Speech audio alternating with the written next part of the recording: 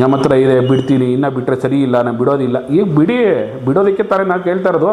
ನಿಮ್ಗೆ ಈ ಚುನಾವಣೆ ಮೇಲೆ ಇದ್ದಷ್ಟು ಆಸಕ್ತಿ ಕಳೆದ 2 ಚುನಾವಣೆ ದೊಡ್ಡ ದೊಡ್ಡ ಚುನಾವಣೆ ಆಯಿತು, ಅಧ್ಯಕ್ಷರದ್ದು ಉಪಾಧ್ಯಕ್ಷರು. ಆ ಚುನಾವಣೆಗಳಾದಾಗ ಯಾಕೆ ಇಂಥ ಅದು ಆಸಕ್ತಿ ಇರಲಿಲ್ಲ? ಅವೆಲ್ಲ ಲೀಗಲಾಗಿ ಆಯಿತಾ? ಅವೆಲ್ಲ ಅರ್ಥಪೂರ್ಣವಾಗಿ ನಡೀತದೆ ಸುಮ್ಮನೆ. ಕಳೆದ 2 ದಿನಗಳ ಹಿಂದೆ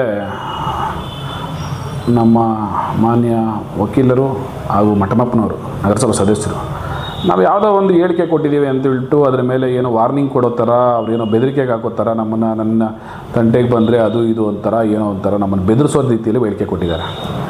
ಯಾವ ರೀತಿ ಬೆಳೆದಿದೆ ನಾವು ಅದನ್ನು ಅವ್ರನ್ನ ಈಗ ಮಾಡೋದು ಗೊತ್ತಿಲ್ಲ. ಅವ್ರು ಏನು ಅಂದ್ಕೊಂಡ್ರು, ನಾವು ಕೇಳಿರೋ ಇರೋ ಸತ್ಯ. ನನ್ನ ಪ್ರಕಾರ ಈ 5 ವರ್ಷಗಳಲ್ಲಿ ನಡೆದಂಥ ಚುನಾವಣೆಗಳಲ್ಲಿ ಯಾವುದೇ ವ್ಯವಹಾರಗಳು, ಯಾವುದೇ ಒಳಗೊಪ್ಪಂದಗಳು ಆಗದಿರೋಂತಹ ನೇರವಾಗಿ ನಡೆದಿರೋಂತಹ ಚುನಾವಣೆ ಇದೇ ಆಗಿರುತ್ತೆ. ನಾನು ಇವಾಗೂ ಅದರ ಮೇಲೆ ಬದ್ಧ ಆಗಿದ್ದೀನಿ. ಅವ್ರ ಹತ್ರ ಏನೇನೋ ಪಾಪ ಸಾಕ್ಷಿ ಇದೆ, ಇನ್ನು ಮಾತಾಡಿದ್ರೆ ಏನೋ ಗಿಡ್ತೀನಿ ಅಂತೆಲ್ಲ ಕೆಲವೆಲ್ಲ ಏನೋ ಎಚ್ಚರಿಕೆಗಳು ಬೇರೆ ಕೊಟ್ಟಿದ್ದಾರೆ.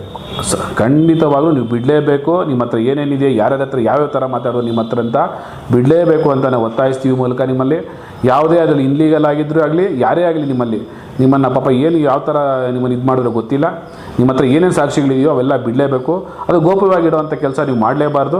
ಇದಕ್ಕೆ ಮತ್ತು ಇನ್ನೂ ಒಂದು ಏನು ನಮ್ಮ ಹತ್ರ ಏನಂದರೆ, ಪಾಪ ನಿಮ್ಗೆ ಈ ಚುನಾವಣೆ ಮೇಲೆ ಇದ್ದಷ್ಟು ಆಸಕ್ತಿ ಕಳೆದ 2 ಚುನಾವಣೆ ದೊಡ್ಡ ದೊಡ್ಡ ಚುನಾವಣೆ ಆಯಿತು, ಅಧ್ಯಕ್ಷರದ್ದು ಉಪಾಧ್ಯಕ್ಷರು.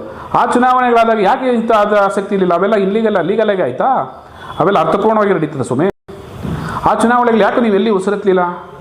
ಯಾಕೆ ಧ್ವನಿನೇ ಗೂಡಿಸ್ಲಿಲ್ವೇ? ನಾನು ಏನೇ ಆಗಲಿ ಯಾವುದೇ ಜನರಿಗೆ ಏನೋ ಗೊತ್ತಾಗ ಇಂಥ ಏನಾದರೂ ಆದಾಗ ಧ್ವನಿ ಎತ್ತೀನಿ ಅಂತ ಹೇಳ್ತಾ ಇದ್ರಲ್ಲ ಸುಮ್ಮನೆ. ಅದ್ರ ಬಗ್ಗೆ ನಾನು ಬದ್ಧವಾಗಿದ್ದೀನಿ, ನಾನು ನಿಮ್ಮ ಜೊತೆ ಕೂಡ ಇರ್ತೀನಿ. ನಾವು ಇದ್ದೆ, ಬಟ್ ನೀವು ಯಾವುದು ಹೆಸರೇ ಎಲ್ಲಿ ನೀವು ಧ್ವನಿನೇ ಗೂಡಿಸ್ಲಿಲ್ಲ. ಇದಕ್ಕೆ ಮುಂದೆ ಆದ ಚುನಾವಣೆಗಳು ಕರೆಕ್ಟಾಗಿ ಆಯಿತಾ?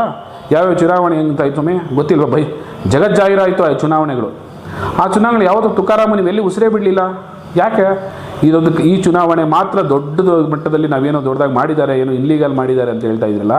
ಈ ಇನ್ಲೀಗಲಲ್ಲಿ ನಾನು ಖಂಡಿತ ಈ ಚುನಾವಣೆ ಯಾವುದೇ ತರಹ ವ್ಯವಹಾರಗಳಲ್ಲಿಂದೇ ಆಗಲಿ, ಯಾವುದೇ ಥರ ಮುಂದೆ ಒಂದು ನಯಾ ಪೈಸೆ ತರಹ ಓಪನ್ ಆಗಿ ಹೇಳ್ತೀನಿ, ಯಾವುದೇ ಥರ ಇದೇನಿಲ್ಲ, ಯಾರಿಗೆ ಆಮಿಷಗಳು ಕೊಟ್ಟು ಕೂಡ ಆಗಿಲ್ಲ.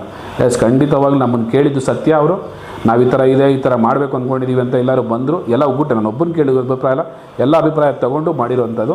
ಬಟ್ ನಾವು ಯಾವುದಲ್ಲಿ ಹಸ್ತಕ್ಷೇಪನೆ ನಮ್ಮನ್ನು ಹಾಕ್ಕೊಳ್ಳಿ ಅಂತ ಕೂಡ ನಾವು ಯಾರ ಹತ್ರ ಹೋಗಿ ಫೋರ್ಸ್ ಕೂಡ ಮಾಡಿಲ್ಲ.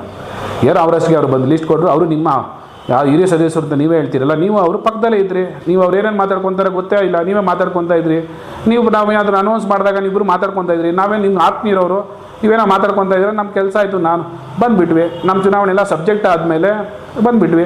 ಅದನ್ನು ನೀವು ಯಾವುದೋ ಮೌಖಿಕ ಒಂದು ವೀಡಿಯೋ ನಾವು ಎದ್ದು ಬರೋವಿಂತ ವೀಡಿಯೋ ತೋರಿಸ್ಬಿಟ್ಟು ಜನರಿಗೆ ದಾರಿ ತಪ್ಪಿಸೋದು ನಾವು ಇಲ್ಲೇ ಇಲ್ಲ.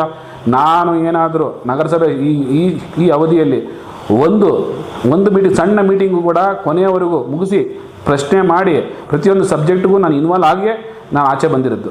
ಯಾವತ್ತೂ ನಾನು ಅರ್ಧಂಬರ್ಧದಲ್ಲಿ ಎದ್ದು ಬಂದಿಲ್ಲ. ಇದು ಖಂಡಿತವಾಗಿ ಹೇಳ್ತೀನಿ, ಬೇಕಾದ್ರೆ ನಾನು ಚೆಕ್ ಮಾಡ್ಕೊಳ್ಳಿ, ನಾನು ಆ ಟ್ರೈಡೇಜ್ ತೊಗೊಳ್ಳಿ. ಒಂದು ಸಣ್ಣ ಮೀಟಿಂಗಲ್ಲಿ ಕೂಡ ನಾನು ತಪ್ಪಿಸ್ಕೊಂಡಿಲ್ಲ, ಎದ್ದು ಬಂದಿಲ್ಲ. ನಾನು ಇದ್ದಿಲ್ಲ. ನೀವು ಇದ್ದರೆ ನೀವು ರೆಕಾರ್ಡಲ್ಲಿ ಮಾಡಿಸ್ಬೇಕಾಯ್ತು ಸ್ವಾಮಿ. ನೀವು ಬುದ್ಧಿವಂತರಲ್ಲ, ಅಲ್ಲೇ ಇದ್ರಲ್ಲ, ಯಾಕೆ ಮಾಡಿಸ್ಲಿಲ್ಲ? ಅದು ಕೊಡಿ ದಾಖಲೆ. ಅದನ್ನು ಬಿಟ್ಟು ನೀವು ಯಾವುದೋ ಒಂದು ವಿಡಿಯೋ ಇದೆ, ಆಡಿಯೋ ಇದೆ ಅಂತ ಬಾಂಬ್ಗಳಂತ ಹಾಕಿಲ್ಲ. ಈ ಥರ ಏನೋ ಬಿಂಬಿಸ್ಕೊಳೋದಕ್ಕೆ ನಮ್ಮ ಮೇಲೆ ತೋರಿಸಿ ನೀವು ಬಿಂಬಿಸ್ಕೊಳೋಂಥದ್ದು ಬೇಡ. ನಮಗೆ ಯಾವುದೇ ಥರ ಇನ್ನೊಂದು ಸೂಕ್ಷ್ಮವಾಗಿ ಹೇಳ್ತೀನಿ ನಿಮಗೆ, ನಾವು ಈ ಥರ ವಾರ್ನಿಂಗ್ಗಳಿಗೆ, ಆ ಥರ ಬೆದರಿಕೆಗಳಿಗೆ ನಾವು ಯಾವುದೇ ಕಾರಣ ನಮ್ಮ ಜಾಯಮಾನ ಅಲ್ಲ ಬೆದರುವಂಥದ್ದು. ನೀವು ಬಿಡ್ತೀವಿ ಅಂದರೆ ನಾನು ಸದಾ ಸಿದ್ಧವಾಗಿದ್ದೀವಿ. ಏನೇ ನಿಮ್ಮ ಹತ್ರ ಎಲ್ಲ ಬಿಡಲಿ, ನಮ್ಮ ಹತ್ರ ನಾನು ಎಲ್ಲದಕ್ಕೂ ಉತ್ತರ ಕೊಡೋಕ್ಕೂ ನಾನು ಸಿದ್ಧ ಇದ್ದೀನಿ. ಎನಿ ಟೈಮ್ ನೀವು ಎಲ್ಲಾದರೂ ಕರೀರಿ. ಇದ್ರ ಪ್ರಕಾರ ನಾನು ನೇರವಾಗಿ ನಿಮ್ಮ ಹತ್ರನೇ ಬಂದು ಬೇಕಾದ್ರೆ ಇದಕ್ಕೆಲ್ಲ ಆನ್ಸರ್ಗಳು ನಾನು ಕೊಡ್ತೀನಿ. ಅದನ್ನು ಬಿಟ್ಟು ಜನರಿಗೆ ದಾರಿ ತಪ್ಪಿಸೋದು ನಾನಲ್ಲ ಸ್ವಾಮಿ, ನೀವು ಹೋಗ್ತಾ ಇರೋದು. ನಮ್ಮ ಹತ್ರ ಇದೆ ಬಿಡ್ತೀನಿ, ಇನ್ನು ಬಿಟ್ಟರೆ ಸರಿ ಇಲ್ಲ, ನಾನು ಬಿಡೋದಿಲ್ಲ. ಈಗ ಬಿಡೋದಕ್ಕೆ ತಾನೇ ನಾನು ಕೇಳ್ತಾ ಇರೋದು. ಏನಾದರೂ ಅಂತ ವ್ಯವಹಾರ ಇದ್ದರೆ ಬಿಡಿ, ನಾವೇ ತಲೆ ಬಗ್ಗೆ ಏನಾದರೂ ತಪ್ಪಾಗಿದ್ದರೆ, ಯಾವುದೇ ಥರ ಏನಾದರೂ ವ್ಯವಹಾರಗಳು ಮಾಡ್ಕೊಂಡಿದ್ದು ಏನೋ ಇದ್ದಂಗೆ ಜನರಿಗೆ ಗೂಬೆ ಕೂರಿಸೋದು ಆ ಥರ ದಯವಿಟ್ಟು ಹೇಳ್ಬೇಡಿ. ಆ ಥರ ಏನಾದರೂ ನಿಮ್ಮಲ್ಲಿದ್ದರೆ ಪಾರದರ್ಶಕವಾಗಿದ್ದರೆ ಬಿಡಿ, ತಪ್ಪೇನಿದೆ. ಯಾವುದೇ ಅನುವಾಗಲಿ, ನೀವು ನ್ಯಾಯಾಲಯಕ್ಕೆ ಹೋಗಿದ್ದೀರಾ, ಡಿಸ್ಕ್ವಾಲಿಫೈ ಮಾಡಿಸಿ, ಸಂತೋಷ. ಅದನ್ನು ನ್ಯಾಯ ಸಿಕ್ಕಿದ್ರೆ ನಾವು ಅದನ್ನು ಒಪ್ಕೊತೀವಿ. ಅದನ್ನು ಬಿಟ್ಬಿಟ್ಟು ನೀವು ಅದನ್ನು ಬೆದರಿಸೋ ಥರ ನನ್ನ ತಂಟೆಗೆ ಬಂದರೆ ಅದು ಇದು ಥರ ಏನು ಆ ಥರ ಹೇಳಿಕೆಗಳು ಕೊಡೋದು. ನಾವಿಲ್ಲಿ ಯಾರೂ ಬೆದರೋರಿಲ್ಲ. ನೇರವಾಗಿ ನಾವು ಬೇಕಾದ್ರೆ ಏನೇನು ಸಿದ್ಧವಾಗಿದ್ದೀವಿ. ದಯವಿಟ್ಟು ನೀವು ಎಲ್ಲ ನಿಮ್ಮ ಹತ್ರ ಇರೋ ದಾಖಲೆಗಳನ್ನು, ನಿಮ್ಮ ಹತ್ರ ಏನೇನು ಇದೆ ಬಿಡ್ತೀವಿ ಇನ್ನೂ ಇದೆ ಅಂತಿದ್ರೆ ಅದನ್ನು ಶೀಘ್ರವಾಗಿ ಬಿಟ್ಟು ಜಾಹೀರಾತು ಮಾಡಬೇಕು, ಜನರಿಗೆ ತೋರಿಸ್ಬೇಕು ಯಾವ ಥರ ಟ್ರಾನ್ಸ್ಫರ್ ಇದೆ.